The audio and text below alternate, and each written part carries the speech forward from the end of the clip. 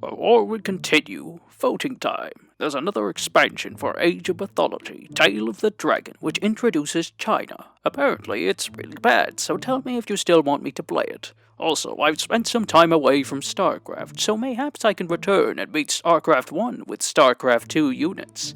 Now keep in mind this will be a joke run since there doesn't seem to be any legitimate or up-to-date mods to make this possible. Or do you want another game? Choose my destiny.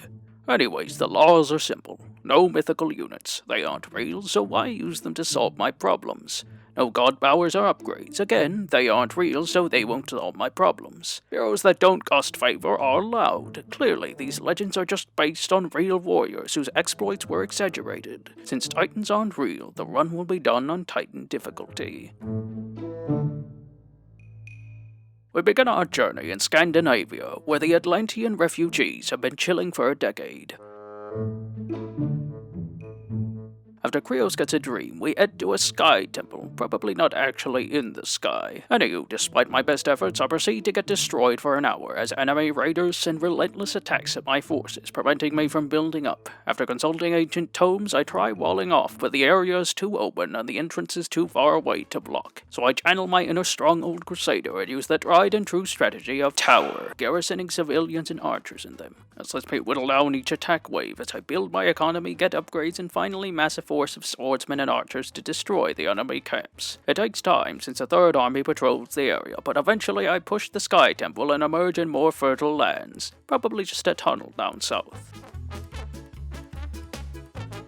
As a form of thanks, Krios wants us to repair the temples of the Titans, but that sounds pretty religious to me, so I elect not to. Despite this, these ungrateful Greeks start attacking me in large numbers. Despite trying various strategies and consorting with ancient tomes, there's too many enemies and not enough time to get a good army together. The most successful strategy is walling off, but unfortunately the enemy simply digs under my wall and swarms my base. As an Atheist challenge, I think it's important to acknowledge reality and one's capabilities, and beating this campaign on Titan difficulty without myth units is beyond my ability. Besides, Titans aren't real, so I lower the difficulty to hard, and what do you know, it's still really annoying. While I'm able to push out of my base, the enemy sends endless waves of infantry and cavalry at me. To gain a foothold, I use the expert tactic of spamming towers to inch ahead. At first, I destroy production, but quickly discover there's a million barracks spewing enemy reinforcements, so I use the expert tactic of swarming the town center, whittling it down and ending the mission.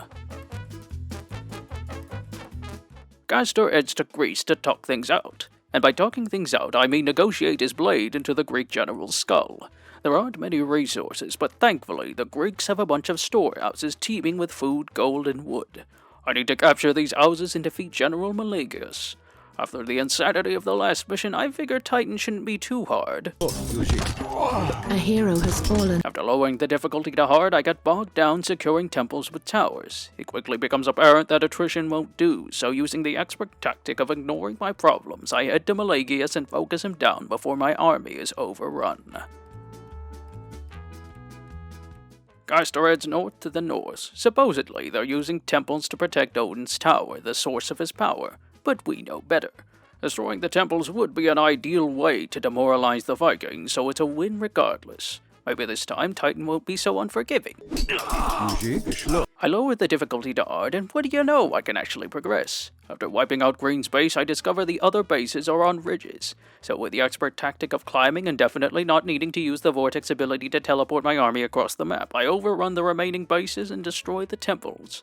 While I push Odin's tower, there's a big storm which incinerates my army, forcing me back. With the expert tactic of waiting, the storm clears up.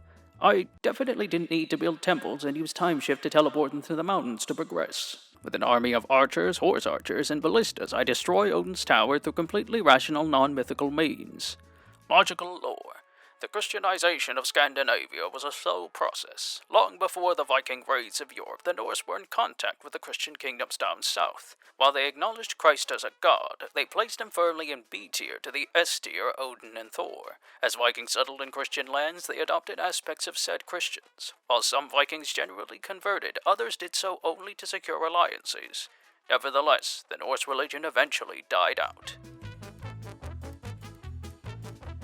Meanwhile, Amonra hallucinates demigod Arcantos, warning her about impending Atlantean attacks. Now, why Arcantos doesn't just speak with his son directly, we'll never know. I need to collect 4 useless relics and bring them to the Temple of Kronos. Oh well, I suppose it'll boost morale. Now, you'd think I'd have learned my lesson about trying the mission on Titan, but alas.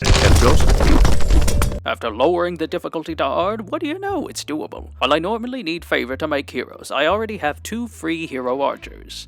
As long as I keep them alive, getting the relics won't be too challenging. After rushing Purple's base, I raise Red's base as punishment for being really annoying. Afterwards, I storm Orange and finally Yellow, who's been dormant throughout the game.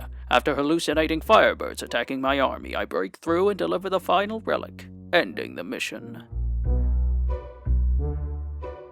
Meanwhile in Greece, Krios reveals a passage to outflank our enemies. Jokes, it actually takes them to Mount Olympus, which is allegedly the site of the Greek pantheon. But I don't see any divine judgment from Zeus, so clearly these claims are unfounded. Anyways, I need to get Castor to the top of the mountain for completely logical, non-mythical reasons.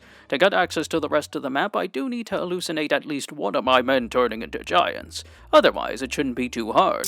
Despite my best efforts at micro, there's too many enemies to beat, so I lower the difficulty to moderate and proceed to lose again. You know what? As an Atheist challenge, I need to be realistic. Time for easy, and what do you know, it's doable. The defenders sent out Heracles, Odysseus, Theseus, and this really tall dude to stop me, but with the expert tactic of running away from my problems, I bring down the temple and win. Surprise! Krios was actually a traitor who unleashes these definitely human, totally not mythical monsters on the world. With Castor trapped, Amonra and Ajax need to fend off the alleged titans and save the day. Anywho, while the very tall folk destroy Sikyos, I build up my economy and defenses and my base is overrun. Despite my best efforts to wall off the area, the enemy attacks are too strong and too frequent. So I lower the difficulty to moderate, and what do you know, it's doable. While the enemy still tears my walls down, with the expert tactic of letting my heroes get punched in the face, I hold out with a mix of towers and garrison slingers. Unfortunately, my efforts are all for naught, as the mission requires me to hallucinate these giant birds saving Castor. Also, Arcantos finally says hi to his son. Remind me again why he didn't just tell Castor to stop screwing around? I head to Egypt to fight this alleged titan rampaging through the kingdom. Probably just seismic activity mixed with drug-induced hallucinations. Anywho, I need to protect this guy in a bird hat while he cleans a statue. Since I finally have multiple heroes to work with, it shouldn't be too hard. Okay, maybe if I wall off. After lowering the difficulty to moderate, I wall off and use the expert tactic of splitting my heroes up, placing Amonra and Castor at the mountain passes and Ajax at the statue to get punched in the face. In the meantime, I slowly build up my towers and find the various camels in the map to get gold for my allied base. Once the statue is shiny enough, the hallucinated titan moves to destroy my base. Now the heroes claim I can use the statue to win, but I know better. Instead, I use the expert tactic of letting my heroes get punched in the face while I whittle down the hallucination with slingers and towers, ending the mission. Logical lore. While seismic activities rarely affect Egypt, it does get hit by occasional earthquakes. Notable earthquakes occurred in 1992, 2011, 2013, 2017, and 2019. Next, I head up north to fight the alleged Norse Titan. Again, probably a hallucination and some seismic activity. The heroes team up with Fullstack, a tall white boy who's under attack by the Titan. To beat it, I use the expert tactic of letting my ally get punched in the face while I turtle up and my army's gone. Okay, maybe if I try a mass axe thrower. Hammer, guys? After lowering the difficulty to easy, it still takes me 3 waves of hammer boys to bring the hallucination down. With Egypt and Scandinavia secure, I return to Greece. The alleged titan's still running about, but it's probably just seismic activity mixed with volcanic gas hallucinations. A forest sprouts up in the area, but again, probably more gas. Anywho, I need to reclaim the settlements in the area. To build up, I use the expert tactic of letting my heroes get punched in the face as I get a force of swordsmen, cavalry, and archers together. The assault on the enemy base is tough, and I lose countless troops clearing it out. Just as I run out of gold and wood, I seize the base, allowing me to build more. After replanting 2 more settlements, I take down the hallucinated titan, ending the mission. I return to the Atlantean colony to find it empty. Surprise! The enemy ambushes me. Now the heroes say they're moving statues, but statues can't move. They're probably just soldiers posing as statues. Anywho, I need to save the Atlanteans from the enemy. Using the expert tactic of letting my heroes get punched in the face, I secure the 3 holdouts and build an army to hunt down Sikyos. With help from these Greek fire siphons, I breach the area and take the passage. A passage takes me to the ruins of Atlantis. I need to plant 4 trees in totally logical, definitely non-mythical ways to supposedly call the Titan Gaia in. Surrounding the enemy stronghold is strategically sound, so I do it anyway. Sadly, I don't get access to town centers or walls, but it shouldn't be too hard to hold the area. After lowering the difficulty to moderate, I split my heroes up and secure each island with towers. The difficulty jumps honestly seem really inconsistent, with some missions still being a pain on moderate, while missions like this one see a really passive enemy. Anyways, after holding for 5 minutes, a hallucination of Kronos appears, but it's probably just seismic activity mixed with ingesting seawater. With the expert tactic of stalling while hallucination Kronos destroys the eastern tree, I hold until Gaia emerges. Clearly another hallucination from breathing in plant spores. Anywho, she supposedly beats Kronos, and the mission ends. Logical lore. The reason seawater is dangerous is that it causes unliving by dehydration. Salt water is 4 times more salty than our bodily fluids. To deal with excess salt, our bodies expel it through urination. But regular urine can't remove all the salt quickly, forcing our bodies to keep losing water to flush out the salt, and you know the rest. Other symptoms of ingesting seawater include dizziness, fatigue, vomiting, and hallucinations. The next 4 missions revolve around Brokk and Eitri, the 2 short guys from the base game. Skull shows up to mess with them, convincing Brokk that Eitri is planning to build a golden boar without him. Rather than check with Eitri to confirm, he immediately heads underground to build the boar first. Since it's a different campaign, I figure I can switch the difficulty back to Titan. I need to escort 4 ox carts and Brokk past the full stag plains defenses. Oddly enough, despite the difficulty being set to Titan, the enemy has developed the unique adaptation of not attacking me, which gives me free reign outside the mines. After saving some cows for the local chieftain, I get access to a hidden passage. With axe throwers, axemen, hammer guys, cavalry, and battering rams, I push through the light defenses and win. Meanwhile, Skull tells Eitri that Brokk is trying to build the boar without him, which he kind of is. But rather than check with Brokk to confirm, Eitri immediately decides to head underground to build the boar first. I start off on an island with some trees and little gold. I also only have 6 hammer guys as my ground army, forcing me to keep them alive to build.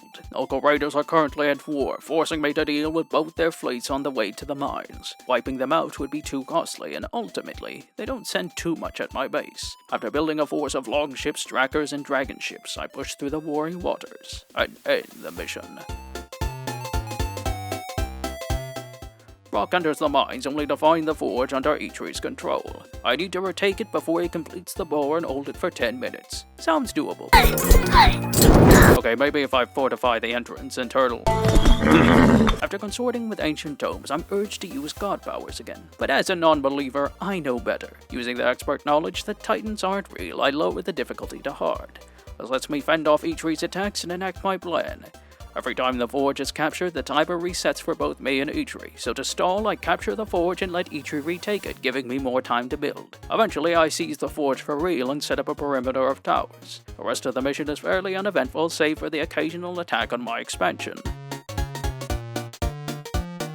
Skull reveals his treachery and steals the boar from both brothers, forcing them to team up. I need to fight my way through Skull's forces and reach the boar. Sounds doable. You know what? Part of being an atheist is accepting reality. And the reality is, I can't beat this on Titan. So I lower the difficulty and what do you know, the mission's still absolutely insane. While I fend off early attacks and tech up before Skull, pushing through his base is a slog. He sends endless attacks at me, forcing me to resort to tower defense just to secure our foothold. Eventually, with Uskarls, axe throwers, cavalry, hammer guys, and ballistas, I whittle down his defenses and clear a path to the boar. The brothers hallucinate the trees moving, but it's probably just shrooms. After reaching the pig, the mission wigs. Logical lore. Shrooms are central to the Christmas season. As you may know, Siberian shamans often use them to commune with the afterlife, while Amanita muscaria is toxic while fresh. By drying it in socks above a fire, it becomes safe to consume. As you may know, they are also a favorite treat for reindeer in the winter, being a good source of vitamin D and flight. You obviously can't beat Age of Mythology Titans without using myth stuff. Odin's tower forces me to use vortex and deconstruction. Mount Olympus forces me to turn one of my men into a Cyclops. Betrayal at Sikyos forces me to use mythical bird transports. And War of the Titans forces me to use the Seed of Gaia and Gaia herself to beat Kronos. But how many can be done in total? 8 out of 12 Atlantean missions can be done without mythical units or god powers. For Golden Gift, all 4 of the missions can be done without mythical units. This gives the grand total of 12 out of 16 missions, 75%. The Titans expansion is more reliant on mythical units and god or titan powers than the base game, forcing me to use these powers numerous times to win. Again, democracy time. Do you want to see Tale of the Dragon? Want to see me beat StarCraft 1 with StarCraft 2 units? Again, it'll be a joke challenge unless someone knows a mod of the campaign that's actually legit and up to date. Or perhaps another game. Remember, Mythology. Sign up for early access, ad-free videos, work-in-progress updates, and to motivate me to keep making stuff. Shoutouts to Time, Gladys Marino, Abby Ackridge, and Tuong and Michael Phillips for supporting the channel. If you enjoy this video, make sure to like, share, comment, subscribe, and spam infinite towers to bring down inhuman monsters.